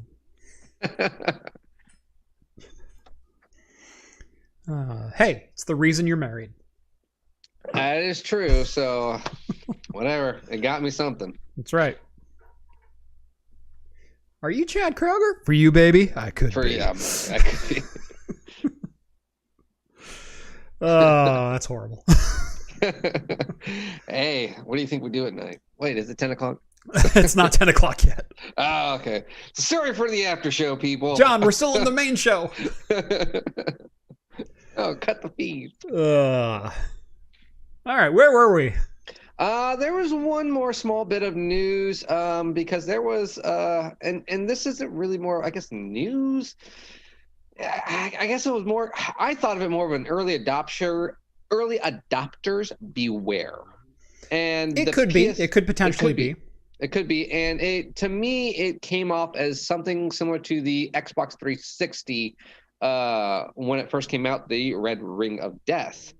To where the PS5 console, one YouTube reviewer has stated that he is having a storage issue, which is causing it to die completely. Yep. Yeah. So YouTuber ACG says his PS5 review unit has unexpectedly and completely broken due to a storage glitch. So essentially, it's turned his PlayStation into a brick. There's not a ton of detail on what he thinks it is. In fact, I even watched a little bit of it and I couldn't decipher quite what he said the glitch was. If he was able to replicate it or what, but there may be a problem with PlayStations. Yeah. Who knows? So, who knows? Now I'm putting this story out there as completely unverified and unproven. The fact that an early review model dies is actually not that unheard of, especially if it's a pre-production unit. I've received pre-production units before and I've gone on to use them for some time and then they've died unexpectedly. It happens. But the fact that one hit a reviewer's desk and a week later is dead, just be on the lookout. See if this replicates itself a couple of times in the next couple of weeks, Yeah. So you might be on the lookout. The fact also, too, that because PlayStation 5s will not be available in stores, they are online-only sales. Right. It's going to be a bit more difficult. I also found it kind of funny, and I don't believe this one is true, but there was a video circling around of a Xbox.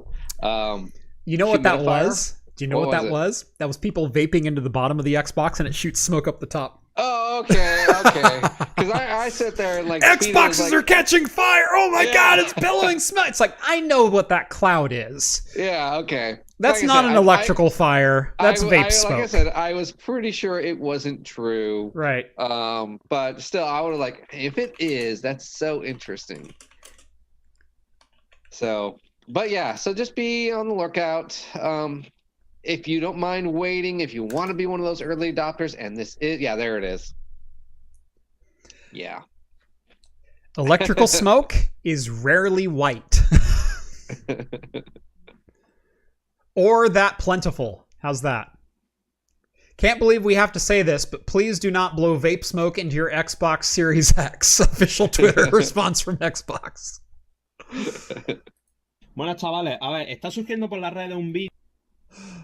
So I'm going to mute it. By the way, in the very beginning, he's holding a vape pen. When it's on, it doesn't do this right away. Blah, blah, blah, blah, blah, blah. Oh no! Where does vape pen go? Oh my god! Yeah. Yeah, it looks like he put the vape pen like on right next to an exhaust fan or something. Right. No, you can see him blowing it in right there. Yeah. And people saw this image and they're like, "Oh my god, the Xbox is smoking." Well, yeah, because they cut it to just that quick of a video right there, and they edited it all out. And I'm like, oh, this is what's going on. Yeah. No, I was pretty sure it was fake, but still. But yeah, so you are. By the way, PSA: put down the vape pen and pick up a controller. A whole new generation. So yeah, early adopters, just beware. Yep. That's pretty much all we got. We're done here. We got about 30 minutes or so. If anyone has anything in chat they would like to talk about, otherwise we might be forced to talk about Star Trek. Right. Like, if you guys don't come up with a topic in the next 4 minutes, it's gonna be Star Trek. Yep. Or something Star Trek related. Bing rips. Yeah. I wonder if they could get like different shapes that come out. This is delicious, and I want another one. This, not so much.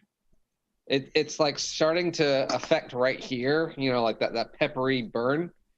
And I know you're not a super hot sauce guy.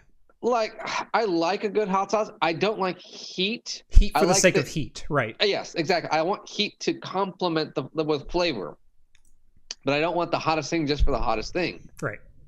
A lot of my hot sauces just add a little bit of accent to complement the flavor. But yeah, Steve likes hot sauce for the heat for heat. Right.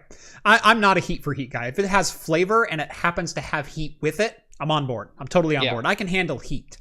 I can't handle heat just for the sake of it being hot. That to me is not a flavor. No, and I don't get it. My brother Steve and brother Mike are both just like, hey, I don't like this food. Well, if I put enough hot sauce on it, I can still eat it. Why are you eating the food if you didn't like it? Right. Don't mask it with hot sauce. Yeah. I'm also one of those people who thinks cilantro tastes like soap. I'm not a cilantro fan either, so. Right. No, I have the gene or whatever that makes cilantro taste like dish soap. Oh. So there is. Now I love Mexican food. Oh, I love as long as it's light on the cilantro. I can take a bit. Actually, I don't mind a bit of cilantro, a decent amount on Mexican food. However, there is a Thai place here in town that, unfortunately, though, all of their spices are Mexican, and so they put like cilantro in their pad Thai. Yeah, and it's like, oh, no, this is not good. And so you're basically having half taco, half pad Thai, and just like these two spices and nations shouldn't mix. Let's see. We've got a couple of questions here. So the bottom line, are next-gen video cards from Nvidia or AMD going to be sufficient for 4K gaming? I would say mostly. How's that? If you make a couple graphical concessions and you turn off anti-aliasing, yes, I think they're enough. And honestly, at 4K, I don't think you need anti-aliasing anymore. The resolution is so sharp that you're going to eliminate jaggies in that whole process. And yes, you can do FXAA and a couple other techs. Those have been around for a while. If you're just native anti-aliasing, I'd turn that off at this point. But that being said, yes, I think overall those cards are going to be enough for 4K gaming this generation. But I think the battle to ramp up speed is kind of just beginning. Because again, this is the first major breakthrough for both CPU and GPU that we've had as far as single-threaded performance goes in the last 4 years. And we're getting them both at the same time. And it's really exciting and also really frustrating because we can't get our hands on these. So there you go. any 10 gigabit changes recently. Just rewatched your $110 10 gigabit switch video earlier today. Thank you. That's always a popular one. It's, I think, my number 4 or 5 video of all time. It's up there. It's definitely up there. Anyway, there's not a whole lot new on the budget-oriented 10 gigabit stuff. There are some budget options coming out in the 2.5 gigabit switching, and now that a lot of the higher end boards, I'm speaking the Z490s, X570s, are starting to come standard now with 2.5 gigabit on board, and in fact, it's now a negative point if it only comes with gig. It might be worth looking at some of the budget 2.5 gig switches for home. You can get them around $100 for maybe a 4 to 8 port switch. But there's not that many of them out there yet. I think when they become a little bit more ubiquitous and they start coming down to like the $60 and $50 range, I think that is absolutely a buy it now moment. Start upgrading your wired network. The problem is most consumers have been focusing on wireless because, well, I have 30 wireless devices in my home and I have 15 wired devices, but I'm the weird one.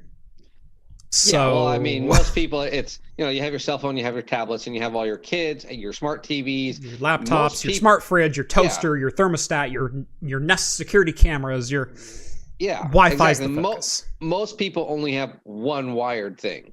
And it's usually their modem. Yeah. So, no. Yeah. I think 2.5 gig is going to be the next thing that we really start to focus on and worry about. And I'm kind of waiting for that heel to drop. So hopefully soon. Raspberry Pi 400, good idea or no? I think at $80, it makes a lot of sense if you're looking for a computing computer, something to actually sit down and use on a daily basis. Comes with a case, comes with a thermal solution. Keyboard. What more do you want? Throw a mouse and an HDMI monitor on it and you're good to go. I'm actually likely looking at picking up one just to look at because I'm a fan of Raspberry Pi stuff, Less than $100. Right.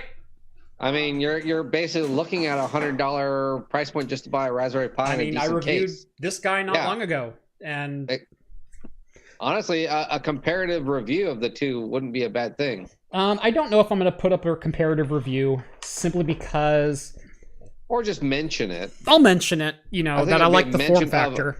Yeah, it's like, hey, here's a alternative to what is out there, or what this is. This is the alternative. If you want to see that video, click here. That's basically all you'd have to do. But yeah, no, for less than $100, you get what, the 4 gigabit memory. You get the base model basically, isn't it? Right. Yeah. $10 donation. Denver. There we go. $10. Thank you very much, by the way. Here's for your Donnie FX9 fund. I have a 4-port 10 gig. I have a 4-port 10 gig switch for $300, but it has 41 gig.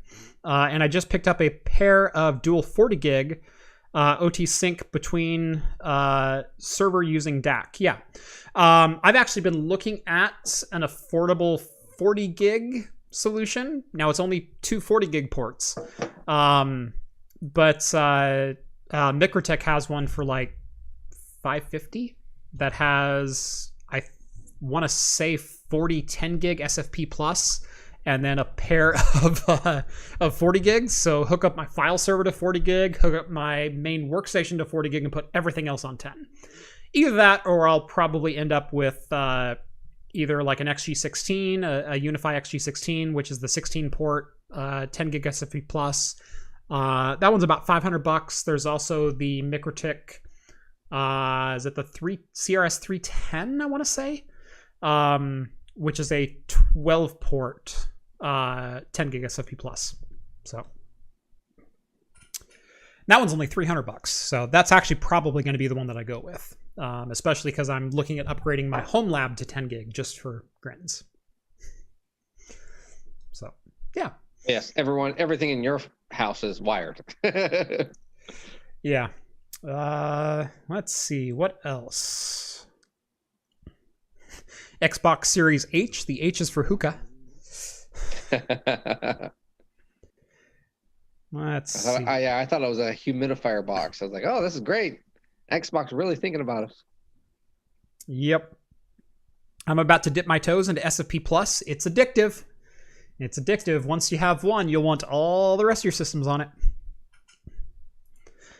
Cisco 4948 has 4 10 gig SFP Plus ports and 41 gig ports for about $60 used. Yeah, but then I have to have a Cisco device in my house.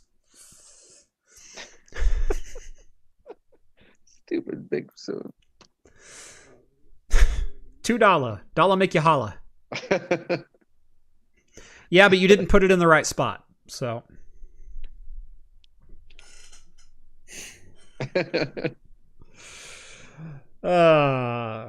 Thank you for the $2 donation, Spoon.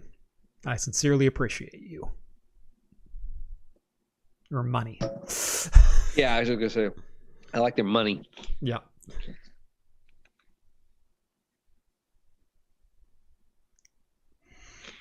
Let's see. Who else? Craft, can you also confirm your toaster is Wi-Fi enabled? No, I hate smart appliances in general. I want a smart home. I hate cloud-connected appliances. Hate them with a fiery passion. Always pinging everything.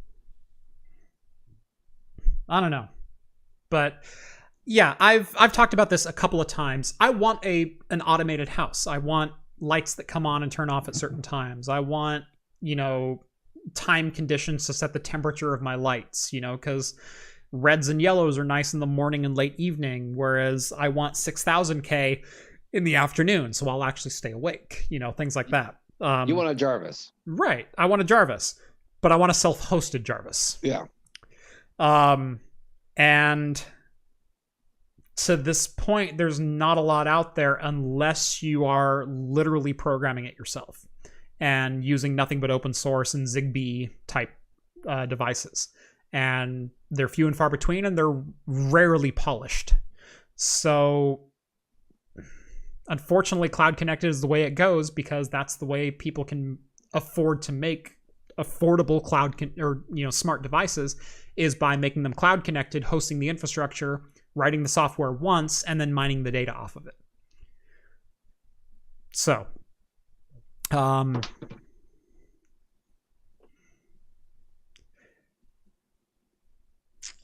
did you talk about so-and-so being replaced next year? I'm not going to get into any debate about that today. We all want net neutrality, but until I see a new administration take hold, I'm not going to hold out hope. I'd rather see who the appointee is first. Maybe it's AT&T's lawyer this time instead of Verizon's.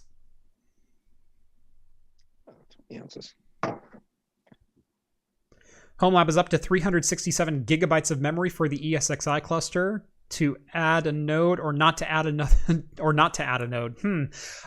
Stay tuned. Actually, sometime next week, I just found some refurbished gear that you can buy pretty affordably. That is dual socket 2011 V1, or not 2011 V1, 2011 V0 or 2011 zero socket with full 8 channels of memory in a 1U package for $110 with rails.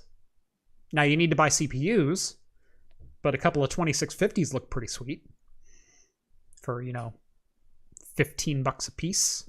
Comes with heat sinks, comes with fans, comes with power supply. If you want to add nodes, oh man, there's never been a better time. Let's see.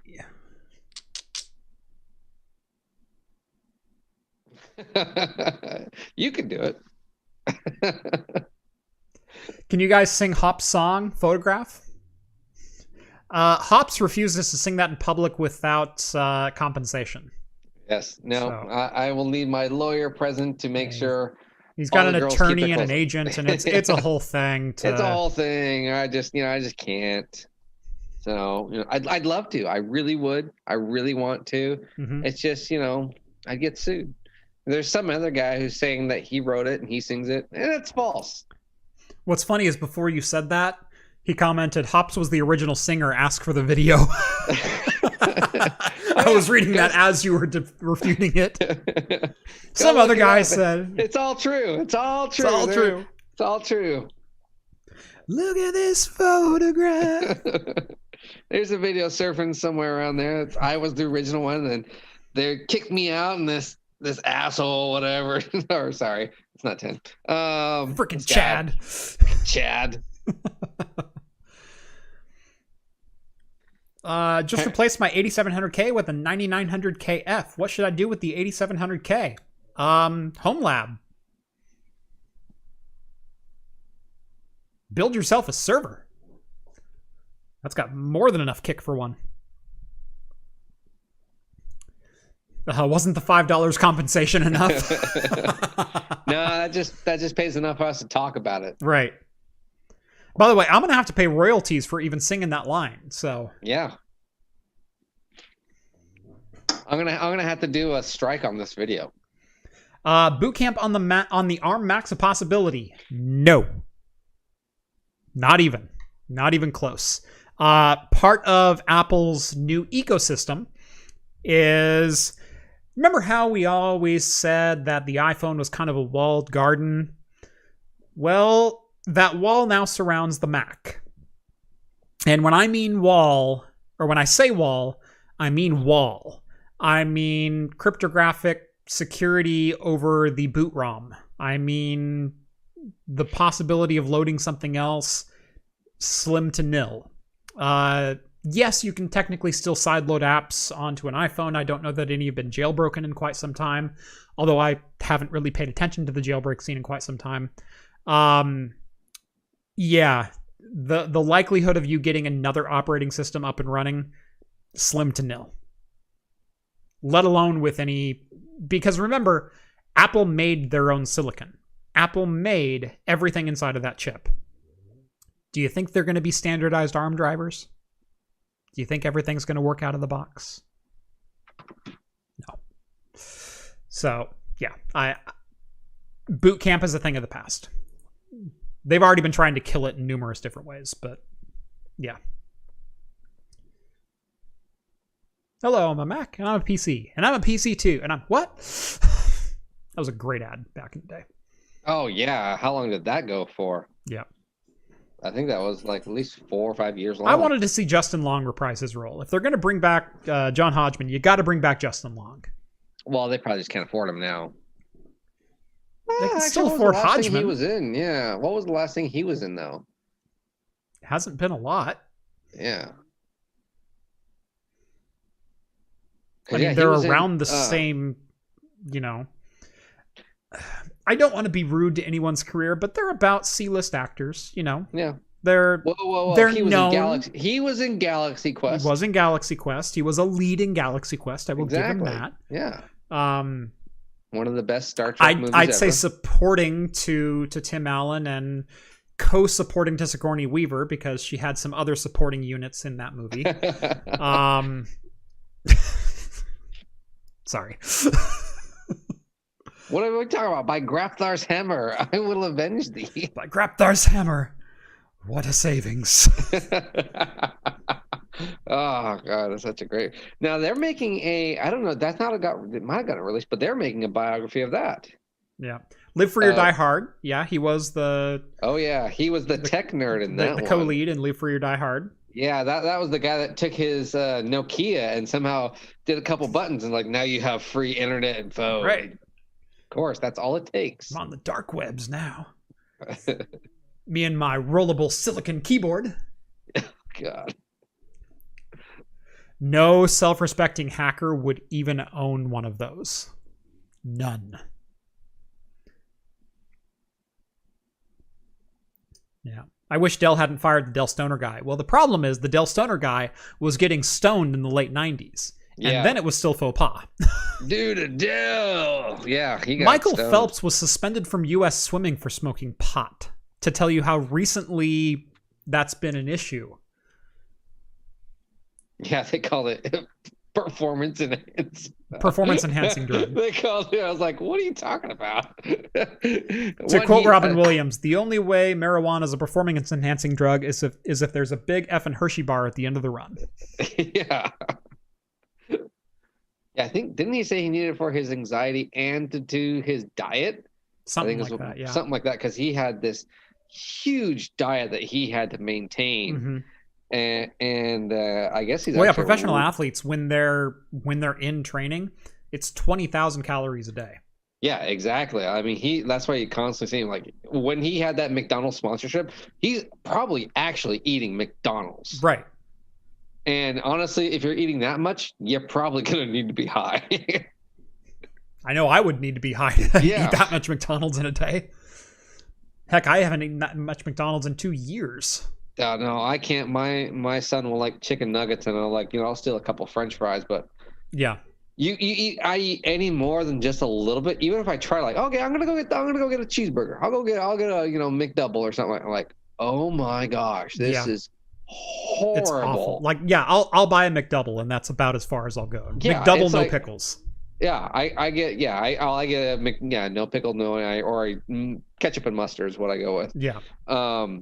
I will say though, if I take one of the buns off, then I'm like, okay, I can taste some flavor here, because they're just so airy. It's just yeah. No, my daughter asks all the time to go to McDonald's. Like, no, we're going to Wendy's. Yeah, I'll get any place else. I finally got my son to like Taco Bell. There's a Carl's Jr. across the street. God, anything else? Yeah. He likes Carl's Jr. He'll take the Star Nuggets. Yeah, he likes those.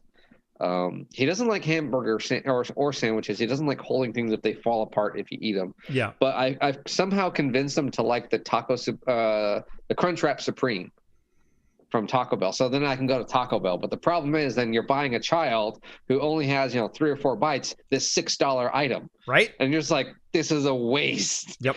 But I can go buy my $2 item that I want. Right. Yeah, no. I always try to get her to go to Carl's Jr. instead so I can get a Western bacon cheeseburger. Oh, God, those are so good. Yes. Let's see. Big Spoon, $1.43. Thank you. Paul Young, $4.20. I don't know what that's referencing.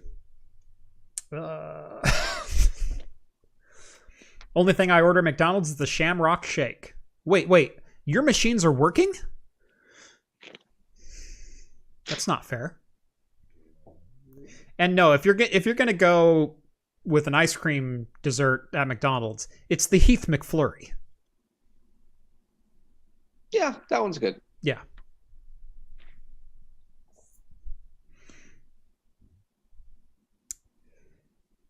No, that and they just released their McPlant now, or whatever, their meatless, their Impossible Burger.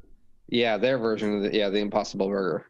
Go to Dairy Queen instead. Exactly. If I want a mint shake, I'm going to Dairy Queen, because Dairy Queen knocks their Shamrock Shake out of the park.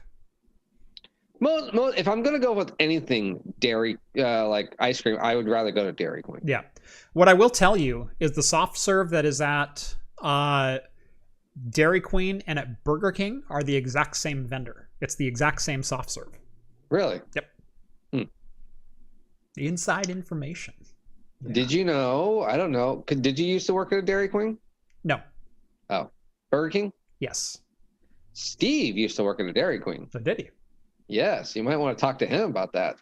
But this was also probably a ways different than you. Not that far removed. So John, maybe 03. 90? Oh. Steve, not me. Steve. Yeah, you said 01. You didn't say 91. No, like 91. You know what? Dairy Queens haven't evolved that much. No, he would tell me stories of like them constantly making whatever they wanted in the deep fryer and mixing their own ingredients and everything. Yeah. But this was also back when it was like all they had was a burger, cheeseburger, and chicken strips. Yep. So that's when I ate at Dairy Queen. That's pretty much all I eat still. Yeah, chicken strips. Yeah, that's why I go with the chicken strips and with the toast. No, I will say a couple of years ago they came out with a fantastic mozzarella chicken burger. Ooh. It was a fried chicken patty with mozzarella and like marinara on it. It was fantastic. And they only had it for like a year. And I was so mad when they got rid of it because it was $8 and it was totally worth it. Yeah. I that was back when I was making IT administrator money, though. I hate when places do that. They're like, this is the best thing ever. They're like, it's not selling as we want. I was like, screw you, this is the best thing you got. I had faith in you again. It was literally taking 2 chicken strips, putting them on a bun, melting mozzarella cheese, and pouring marinara on the top. Yeah. It was fantastic. And yeah, they went, we're just not making enough. You still stock the items, for God's sakes. I know. Just sell it to me. Chicken strips, toast, and white gravy. Yes. Oh, that's good too. Yep. Yeah, I used to do at the tap room. It was a Texas toast, white gravy, and a country fried steak sandwich. That was really good. I like that one. Best fast food chicken sandwich. Ooh. We don't actually, although nationwide... We don't have Chick-fil-A here. Yeah, we don't have Chick-fil-A. So I think we're going to eliminate what we all know is probably number one. Yeah. We don't have Chick-fil-A in Oregon. And I'm not going to count In-N-Out because they don't even have chicken, but we only have 2 of those. Right, we only have 2 of those. There's one in Grants Pass. There's one in Kaiser. I would say probably the Wendy's spicy chicken. Really? Yeah. I was actually going to go Arby's. Were you? I actually like Arby's chicken sandwiches. Now that you say, I'm going to go Arby's. Yeah, I think Arby's does a pretty good job with their chicken stuff. Yep. Almost all of their chicken, it just feels like a little bit bigger, a little bit crunchier patty. Yeah. No, I fully agree. Yeah, if we go best chicken strips, Carl's Jr. is actually a dark horse contender there. Yeah, I agree with that. Right. Yeah. Like Arby's has pretty good chicken strips. We have Popeyes around here. I've eaten at Popeyes a couple of times. Yeah. They're certainly not bad. No, I like them. I'll take them over KFC. Right. But no, Carl's Jr. for chicken strips, dark horse. They're pretty solid. Arby's has which one was it? They're like a tri-tip brisket. It was a brisket barbecue sandwich with like onion. Deep fried onions. Deep fried onions on it. Yeah, that was a good one. Oh God, yeah. I ordered that. I'm pretty sure it was that one. And this was the first time I ever saw my sandwich. There's a Chick-fil-A in Clackamas Town Center. Oh, is there? I did not know that. I didn't know that either. But again, one in all of Oregon, you know. Yeah. Yeah, but that was the first time I ever ordered an actual sandwich from any place, and it looked like the picture. Yeah, that's how big Arby's. Man, I was like, yeah, totally worth it. I don't care if it was $8, worth every penny, and it tasted as good as it looked. Yeah. Yeah. No. Independent Korean fried chicken. No. I mean, it sounds delicious, but we don't have any of that here. Safeway actually does have great fried chicken. I will agree with that. Safeway does have above tier fried chicken if you compare it to a lot of the other grocery stores with delis. Grocery store out. Okay, yeah. I'll give it. I was like, no, but grocery store, it's not bad. No, I will say they're actually a contender. I wouldn't put them number one, but they're solid. They're okay. I will state. When's the last time you had Safeway fried chicken? I know. I go to Safeway and Fred Meyer a lot for lunch. Right. And their deli, and it's either Safeway has 2 options: fried chicken or Chinese. That's usually one of the 2. Yep. And Fred Meyer usually it's chicken. Chicken. Right. So I at least go off of Fred Meyer and Safeway, and the 2 next to me, not that good. Right. No, I used to eat all the time at the Safeway that's next to you. Yeah. Yeah. So it's. And I do think, though, every cook, every person that's behind there, you know, how long did they cook it? Technically, did they burn it? You can vary on a lot of deli food, technically. Yeah. You know, if you get anything fresh, it's probably going to taste fantastic. Yeah. They'll leave it out there for hours under the heat lamp. And if I get that, I'm like, oh, this is horrible. Why did I spend this much? See, now I'm craving Chinese food again because someone mentioned it. I think I'm going to have to drive into town to my favorite Chinese place, which is like 25 miles away, but I'm going to do it tomorrow because now I want Chinese. Oh, yeah. They have a General Tso that will blow your mind. Oh, God, it's good. Yep. There are about 5 Popeyes in Portland. There's also one in Aurora. Yep. There's also one in Salem on Mission. Yep. That one's always packed. Yes, it is. It's actually right next to a tap room, too. There's a tap house right there. It's also right around the corner from Santiam, Gilgamesh, and a couple other breweries that are right there. There's a Carl's Jr. there. So, yeah. And, yeah, there's that Hawaiian Time. Hawaiian Time, yeah. They are really good. Have you ever had Hawaiian Time? Nope. They're fantastic. I recommend them. I'm not a pineapple and meat kind of guy. Yeah. No pineapple involved. Really? Nope, teriyaki. Oh. It's a teriyaki place. So a number 2 or a number 3. That's what I would get. Okay. They have a chicken and they have a beef, and they're amazingly good. I'd try that. Yeah. Yeah, it's chicken, rice, and they call it a mac, but it's a mac and cheese, but it's a cold mac and cheese. It's like a macaroni salad kind of thing, and it's amazingly good. Okay, well, whatever. I'll try it.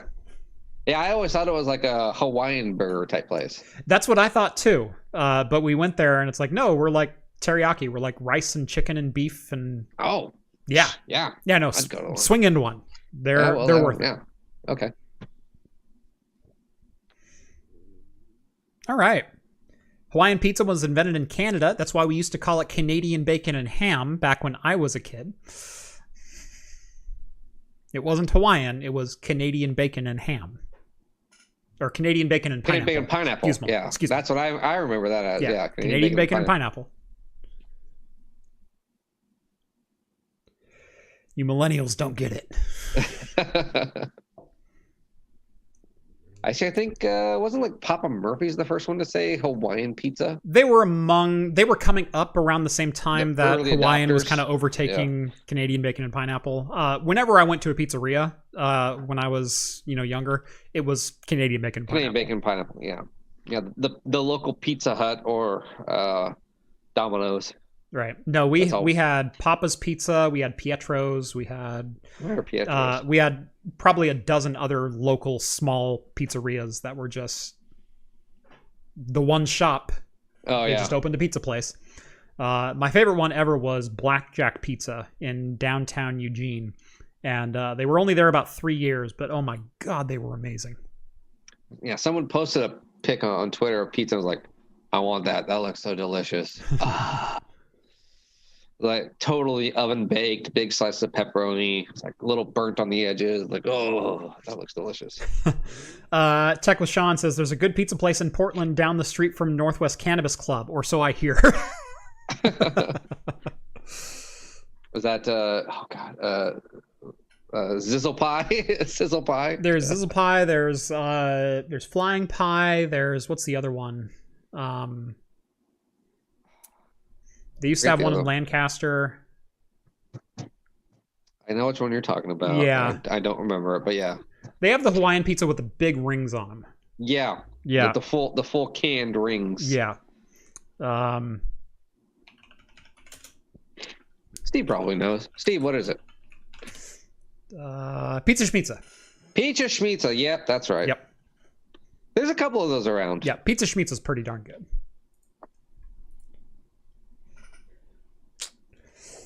All right. 2 Pietros left. One here in Milwaukee, the other in Beaverton. Technically, the one in Salem is still around. It's still technically called Pietros, right off Market Street. Yeah. There's also what used to be Pietros, but is essentially the same exact thing down in Springfield. What used to be Glenwood until it was annexed by Springfield. So there you go. Little Oregon history for you. Best way to have pizza: thin crust, standard, or deep dish? I am a thick crust all the way. I am a Chicago style through and through. I like them all. Doesn't matter to me. I'll eat anything. I'll eat it all. So as long as it tastes good. Each one has a really bad version and a really good version of each. Right. So, but no, if I'm choosing a pizza, it's a thick crust every time. I want a breadstick when I'm done, when I get to the crust. So yeah, I'm usually, Chicago style stuffed crust, stuffed pizza, thick crust anyway. Yeah, I do not like. My wife loves the cracker thin pizza. Yeah, I can't, not the New York style, but the I'm on a diet thin pizza. It basically tastes like I put a tortilla. The delight pizza. Yeah, the delight. I was like, it's $1 more. Just have 2 bites. Just have 2 bites of a pizza slice. Right. I'll have the rest. It's the same filling. Right. Why? Right. Yep. Well, and it's not even good reheated. Well, 2 of the 4 members of my household have celiac disease, and so it's gluten-free for them. And so, thank heavens that Papa Murphy's now has a gluten-free pizza that is, for all intents and purposes, celiac, safe. There's always a risk because they make the dough in the same restaurant and whatnot. But for those who don't know, celiac is gluten.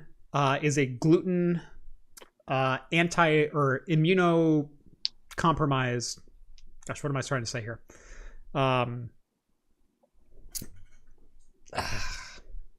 Immune compromising? No. Gosh, what's the word? I'm trying to think. It's an immune disease. It's your autoimmune. Autoimmune. Thank you. Autoimmune. It's an autoimmune disease, and it basically, in the presence of gluten, your antibodies will attack the lining of your small intestine. And so it's not like I'm allergic to gluten. It's not that.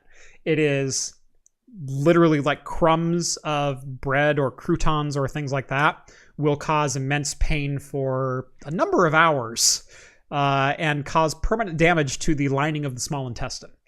And both my wife and my youngest daughter have it. And so we get Papa Murphy's probably once or twice a month, and they get the gluten-free pizza. And then me and my oldest daughter, we get the Chicago 5 meat. Yeah, that's the good one. Yeah. Yeah, well, with you and your daughter, you're like, oh, I'll get that. She gets 1 slice, and like, I have lunch for 3 days. Right. No, you think that. Holy crap, that girl eats more than me anymore. She's 7. She's growing, huh? Good God. Like, I could put it away in my day, but holy crap. I know, you're like, all right, I got you a slice. I need 2 more already. Come on, Dad. Right. Work at a pizza place, we always use new tools and gloves for gluten-free pizzas, and the majority of places do. And we are very, very picky on the places that we eat out at because it is a serious issue. It's not like, oh, no, I'm going to, have diarrhea for half a day. No, it's like enough of it can put us in the hospital. And so it's a whole deal. We are really good cooks, and it's not because we sought out to be really good cooks. It's because we can't eat out anymore. So anyway, we are 12 minutes past the hour. I think that's a great place to call it. John, any plugs you want to drop for Hops and Brews? Any upcoming things you just launched? Other than actually, I'm probably going to be a little bit late on this week's video, so probably not till next week anything new's going to drop.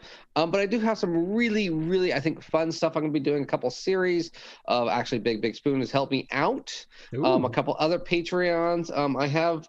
Basically, I'm going to start dropping a bit more interesting and fun episodic stuff. Mm-hmm. So not just intro or beer reviews, but if there is anything in Jeff's Patreon that they are curious or want to know a little more knowledge of beer, you are free to chat to all of us. We are all highly knowledgeable in beer and cocktails, and a lot of people on the chat are as well. So feel free to do that. A lot of people chiming in have various family members with celiac, and it's terrible. It is absolutely terrible. We are a 99% gluten-free house. I do have a small shelf of like bread and bagels and English muffins and things like that I eat and my oldest daughter eats. But we are very strict protocol in how we handle that. We take the packages down. We open them over a plate. We have our own separate toasters. I have a toaster oven. My wife has a 4-bay toaster. And one is gluten-free. The other is obviously not gluten-free. Our Traeger is 100% gluten-free. I can't toast my buns out on the Traeger. And whenever I'm done with making the bread products, the counters get wiped down, the tables get wiped down, everything gets wiped down because it's a serious problem for my wife and my other daughter. It's not very often that we have bread in the house, but sometimes I got to have a burger that's actually has wheat in it. So anyway, if you have not done so already, make sure to follow me on Twitter at Craft Computing. Make sure to like this video and subscribe to the channel. Subscribe over to Hops and Brews as well, and follow him on Twitter at Hops and Brews, incidentally. And if you'd like to take part in the super secret after show over on the Discord, make sure to join the Patreon or Float Plane. Links are down in the video description. Minimum donation of $1 per month or $2 on the Float Plane gets you access to the exclusive Discord server where you can chat with myself, John, Rhett, Steve, all of the hosts from Talking Heads, and join the ever-growing community that's over there. And, of course, all money goes to, well, keeping the lights on around here, because I do this full-time now. My screen's this way, but camera's that way. Yeah, no, I had to figure out which direction I need to point. You need to mirror image your brain. Yeah, and I was like, oh, okay, yeah, it's that way. Then I have to, Right. He's there. Right. Okay. Anyway, thank you guys so much for joining us here for episode 158 of Talking Heads. Join us every Wednesday night for the latest in beer and tech news at 8 p.m. Pacific time right here on YouTube. And as always, we'll see you next week. See you guys. Cheers.